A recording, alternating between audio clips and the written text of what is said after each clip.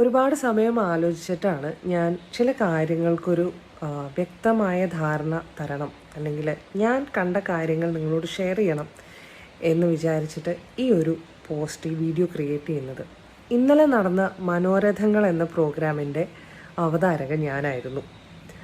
അപ്പോൾ ഈ പ്രോഗ്രാം എന്ന് പറയുന്നത് 9 സിനിമകൾ ഒരു ആന്തോളജിയായി MT വാസുദേവൻ നായർ സാർ എഴുതിയ തിരക്കഥകളുടെ ചലച്ചിത്ര ആവിഷ്കാരമായിട്ടുള്ള 9 സിനിമകളുടെ ഒരു ആന്തോളജി.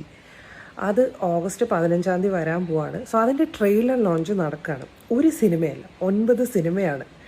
അപ്പോൾ 9 സിനിമകളിലെയും താരങ്ങൾ, അഭിനേതാക്കൾ, സംവിധായകർ, മ്യൂസിക് ഡയറക്ടേഴ്സ്, ടെക്നീഷ്യൻസ്, DOPs, ഒരുപാട് പ്രതിഭാധനരായിട്ടുള്ള ആൾക്കാരുടെ വലിയൊരു നിര ഉണ്ട്, ഇൻക്ലൂഡിങ് മമ്മൂക്ക, പ്രിയദർശൻ സാർ, ഒത്തിരി. ആക്ച്വലി പ്രോഗ്രാം വളരെ ഭംഗിയായിട്ട് നടന്നു പോയിക്കൊണ്ടിരിക്കുകയാണ്. ഈവൻ ദോ ഇത്രയധികം ഗസ്റ്റുകൾ ഉള്ളതുകൊണ്ട് തന്നെയും ഇതിൽ ആരൊക്കെ വരും വരില്ല, ഇതിൽ കൃത്യതക്കുറവുകൾ തീർച്ചയായിട്ടും സംഘാടകരുടെ ഭാഗത്തു നിന്നുണ്ടായിരുന്നു.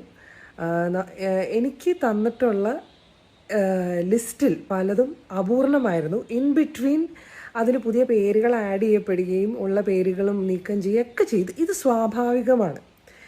നിങ്ങളെല്ലാവരും കാണുന്ന പോലെ 1 മിനിറ്റിൻ്റെ വീഡിയോയിൽ നമുക്ക് ഒരു പ്രോഗ്രാമിന് ഒരിക്കലും അവിടെ എന്താ നടന്നിട്ടുള്ളതെന്നുള്ളത് ചിലപ്പോൾ മനസ്സിലാവില്ല. സോ പ്രോഗ്രാം നടന്നുകൊണ്ടിരിക്കുകയാണ്. അപ്പോൾ ജയരാജ് സാർ സംവിധാനം ചെയ്ത സിനിമയ്ക്കാണ് രമേശ് നാരായണൻ സാർ മ്യൂസിക് കൊടുത്തിട്ടുള്ളത്. അപ്പോൾ നമ്മൾ ഈ 9 സിനിമകളിലെയും ഓരോ ചലച്ചിത്രത്തിൻ്റെ പേര് പറഞ്ഞ് അതിൽ എനിക്ക് എൻ്റെ കയ്യിലൊരു ലിസ്റ്റ് തന്നിട്ടുണ്ട് ഇതിൻ്റെ സംഘാടകർ. 9 സിനിമകളിലുള്ള മുഴുവൻ കാസ്റ്റ് ആൻഡ് ക്രൂരും നമുക്ക് കാണാൻ പഠിക്കാൻ പറ്റില്ല, നമുക്കൊരു ലിസ്റ്റ് നോക്കി വായിക്കലാണ് നമ്മൾ ചെയ്യുക. അപ്പോൾ അതിൽ തന്നിട്ടുള്ള പേരുകളിൽ രമേശ് നാരായണൻ സാറിൻ്റെ പേരില്ലായിരുന്നു. അത് എനിക്ക് ലിസ്റ്റ് തന്നിട്ടുള്ള ഇതിൻ്റെ സംഘാടകരുടെ ഭാഗത്തുനിന്ന് വന്നിട്ടുള്ളൊരു വീഴ്ചയാണ്. പക്ഷേ സ്റ്റേജിൽ കയറിയ ആ സിനിമയിലുള്ള മറ്റാരും അത് ആ സമയത്ത് നോട്ടീസ് ചെയ്തിട്ടുമില്ല. ഭയങ്കര തിരക്കുള്ളൊരു ഷോ ആയിരുന്നു ഇത്. ഒരുപാട് പ്രസ്, മീഡിയ, ആളുകൾ അങ്ങോട്ടും ഇങ്ങോട്ടും നടക്കുന്നത്, ഫോട്ടോഗ്രാഫേഴ്സ്. ശരിക്കും പറഞ്ഞു കഴിഞ്ഞാൽ മുഴുവൻ കാര്യങ്ങളൊന്നും നമുക്ക് കൺട്രോൾ ചെയ്ത് നിർത്താനുള്ളൊരു സാഹചര്യം അവിടെ ഇല്ലായിരുന്നു. അപ്പോൾ ഇദ്ദേഹത്തെ ആ ടീമിൻ്റെ കൂടെ സ്റ്റേജിലേക്ക് വിളിച്ചിട്ടില്ല. കാരണം നമുക്ക് തന്നിട്ടുള്ള ലിസ്റ്റിൽ അദ്ദേഹത്തിൻ്റെ പേരില്ലായിരുന്നു. അത് ഓർഗനൈസേഴ്സിൻ്റെ ഒരു ചെറിയ വീഴ്ചയാണത്. അപ്പോൾ അതിന് let me apologise as I was the host of the show. അത് സംഭവിച്ചില്ല. പിന്നീട് പെട്ടെന്നാണ് ഒരു ഷോ ഡയറക്ടേഴ്സ് എൻ്റെ അടുത്ത് വന്ന് പറയുന്നത്, ഈ ജയരാജ് സാറിൻ്റെ സിനിമയുടെ സംഗീത സംവിധായകനെ വിളിച്ചിട്ടില്ല, ആസിഫ് അലി തൊട്ടടുത്തിരിപ്പുണ്ട്, ആസിഫ് അലിയെ കൊണ്ട് കൊടുക്കുമെന്ന് പറഞ്ഞിട്ട് രമേശ് സാറിനെ എനിക്ക് കാണിച്ചു തന്നു. പക്ഷേ പേര് അപ്പോഴും എന്നോട് പറഞ്ഞില്ല. പെട്ടെന്ന് അങ്ങനെ വിളിക്കൂ എന്ന് പറഞ്ഞപ്പോൾ ഈവൻ ദോ എനിക്ക് അദ്ദേഹത്തിൻ്റെ പേര് അറിയാമെങ്കിലും, ഞാൻ പറയുന്നത് തെറ്റാണെന്ന് എനിക്കറിയാമെങ്കിലും എനിക്കത് കറക്റ്റ് ചെയ്ത് തരാൻ ആ സമയത്ത് അവിടെ ആരും ഉണ്ടായിരുന്നില്ല. നിങ്ങൾക്ക് ആ വീഡിയോ കണ്ടാൽ മനസ്സിലാവും. ഞാൻ ഈ സന്തോഷ് നാരായണൻ അനൗൺസ് ചെയ്ത് കഴിഞ്ഞിട്ട് ഞാൻ സൈഡിലേക്ക് നോക്കി ചോദിക്കുന്നുണ്ട്, ശരിക്കും എന്താ പേര്, കറക്റ്റ് പേര് പറ. ബിക്കോസ് ഐ നോ ഞാൻ പറഞ്ഞ വാക്ക് തെറ്റാണ്. അപ്പോൾ അതെനിക്ക് രമേശ് നാരായണൻ അവിടെ നിന്ന് ആരോ വിളിച്ച് പറഞ്ഞു തന്നു. നമ്മളപ്പം തന്നെ അത് പറഞ്ഞു. ഒരു 10 സെക്കൻഡ് കൂടി താമസിച്ചില്ല. അതിന് മുന്നേ നമ്മൾ കാര്യം പറഞ്ഞു.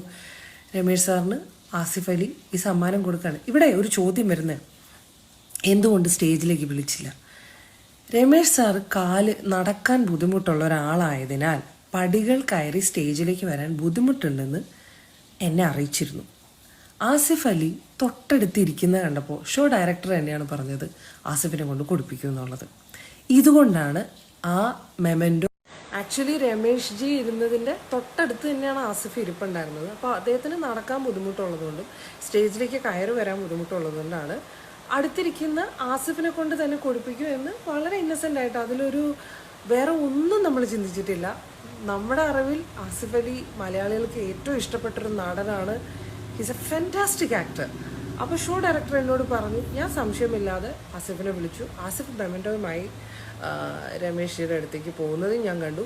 ഈ സമയത്ത് ഷോ ഡയറക്ടറും മറ്റുള്ളവരും അടുത്ത ലിസ്റ്റിലുള്ള കറക്ഷൻസ് തരാനായിട്ടും ആഡായിട്ടുള്ള പേരുകൾ പറയാനായിട്ട് എന്നെ വിളിച്ചു. ഇതൊക്കെ ഇങ്ങനെ സെക്കൻഡുകളുടെ വ്യത്യാസത്തിൽ നടന്നു പോവാണ്. നമുക്കൊരു അത് പ്ലാൻ ചെയ്ത് ഒരു അരമണിക്കൂർ കഴിഞ്ഞ് വരാൻ പറ്റില്ല. അടുത്ത 10 സെക്കൻഡിൽ നമ്മൾ അടുത്തൊരു 20 പേരുടെ പേര് കൺഫേം ആക്കി വിളിച്ചു തുടങ്ങണം. So it is difficult to handle, I agree. ആ സമയത്ത് നമ്മൾ അതിന് പോയതിനാൽ താഴെ എന്താണ് നടന്നിട്ടുള്ളതെന്ന് ഞാൻ കണ്ടിട്ടില്ല. എന്നോട് ഒത്തിരി പേര് ചോദിച്ചു, ഒരുപാട് പേര് ചോദിച്ചു ജുവൽ ആങ്കർ ആയിരുന്നില്ലേ, ജുവൽ ഇത് കണ്ടില്ലേന്ന്. ഞാൻ ആക്ച്വലി ഇത് കണ്ടിട്ടില്ല. I didn't witness it. I was busy making that list ready for the next announcement. അപ്പോൾ ഞാനും ഈ വിവരങ്ങൾ അറിയുന്നത് ഇന്ന് രാവിലെയാണ്. ഞാനും ആ വീഡിയോ കണ്ടു. എനിക്ക് ഒരുപാട് വിഷമം തോന്നി. എനിക്കിപ്പോഴും മനസ്സിലാവണില്ല എന്തിനായിരിക്കും അത്. അദ്ദേഹം പറയുന്നു ആസിഫ് അത് കൊണ്ടുവന്നപ്പോൾ അത് തരാനാണ് കൊണ്ടുവന്നതെന്ന് അറിഞ്ഞില്ല എന്ന്. തരാനല്ലെങ്കിൽ ആസിഫ് എന്തിനാണ് സാർ നിങ്ങൾക്ക് ആ ഒരു മെമൻറ്റോ ചിരിച്ച മുഖത്തോടുകൂടി നിങ്ങളുടെ നേർക്ക് നീട്ടുന്നത്? അവിടെ എനിക്ക് വിഷമകരമായൊരു കാഴ്ചയാണ് ഞാൻ കണ്ടത്. അദ്ദേഹത്തിൻ്റെ പേര് തെറ്റിച്ച് വിളിച്ചതിലായിരുന്നു ദേഷ്യമെങ്കിൽ എന്നോടാവാമായിരുന്നല്ലോ, ലൈക്ക് എന്നെപ്പറ്റി പരാതിപ്പെടാമായിരുന്നല്ലോ. വൈ ആസിഫ്? എന്ത് തന്നെയായിരുന്നാലും അങ്ങനെ ഒരു സങ്കടം അവിടെ ഉണ്ടായി എന്നുള്ളതിൽ എനിക്കും വിഷമമുണ്ട്. ഞാൻ ഒരു 2 പേരോടും ഞാൻ സോറി പറയാം. As an anchor, as the host of that show, I take responsibility for that. അത് ഹാൻഡിൽ ചെയ്യാനുള്ള കപ്പാസിറ്റിയും കൂടെ എനിക്കുണ്ടാവണമായിരുന്നു. Even though it was really poorly organised. അത് പറയാതിരിക്കാൻ പറ്റില്ല. കാരണം ഇത്രയധികം ആൾക്കാർ, ഇത്രയധികം സെലിബ്രിറ്റീസ് വരുന്നൊരു ഷോ, കൃത്യമായ പ്ലാനിങ്, അതിലെല്ലാ വ്യക്തതയും ഉണ്ടെങ്കിലാണ് നമുക്കത് ക്ലീനായിട്ട് എക്സിക്യൂട്ട് ചെയ്യാൻ പറ്റുള്ളൂ.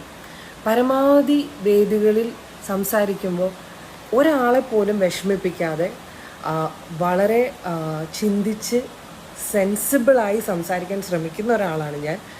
സോ ഇങ്ങനെ ഒരു സംഭവം അവിടെ നടന്നത് എനിക്ക് നേരിട്ട് വിറ്റ്നസ് ചെയ്തിട്ടില്ല ഞാൻ. ഈവൻ ദോ അറിഞ്ഞപ്പോൾ ഒരുപാട് സങ്കടം തോന്നി. അപ്പോൾ എനിക്ക് എല്ലാവരോടും പറയാനുള്ള ക്ലാരിറ്റി ഇത്രയേ ഉള്ളൂ. ആസിഫ് ആ സമയത്ത് ആസിഫിനെ കൊണ്ട് കൊടുപ്പിച്ചത് ആസിഫിൻ്റെ ചിരിച്ച മുഖവും ഒരു ഞങ്ങൾക്ക് ആസിഫിനോടുള്ള ഇഷ്ടവും കൊണ്ടാണ്. വേറെ ഒന്നും ആലോചിച്ചിട്ടില്ല. അവിടെ ഒരു വലിപ്പച്ചെറുപ്പങ്ങളും ഞങ്ങളാരും കണ്ടിട്ടില്ല. അതങ്ങനെ കണ്ടിട്ടുണ്ടെങ്കിൽ അത് വളരെ ദുഃഖകരമാണ്. പിന്നെ അദ്ദേഹത്തെ സ്റ്റേജിൽ വിളിച്ച് കയറ്റാൻ പറ്റാഞ്ഞതിൽ അത് സംഘാടകരുടെയും ഇതിൻ്റെ ഓർഗനൈസിങ് ഒരു പ്ലാനിങ്ങിൽ പറ്റിയിട്ടുള്ളൊരു പിഴവാണ്. അതിന് ഞാൻ ഓണസ്റ്റ്ലി അപ്പോളജൈസ് ചെയ്യുന്നു. സോ ആസിഫിനോട് ഒരുപാട് സ്നേഹം. You didn't deserve to have that pain. എല്ലാവരുടെയും മുന്നിൽ വെച്ച് അങ്ങനെ ഇഗ്നോർ ചെയ്യപ്പെട്ടതിൽ ഒത്തിരി വിഷമമുണ്ട്. Really sorry for what has happened.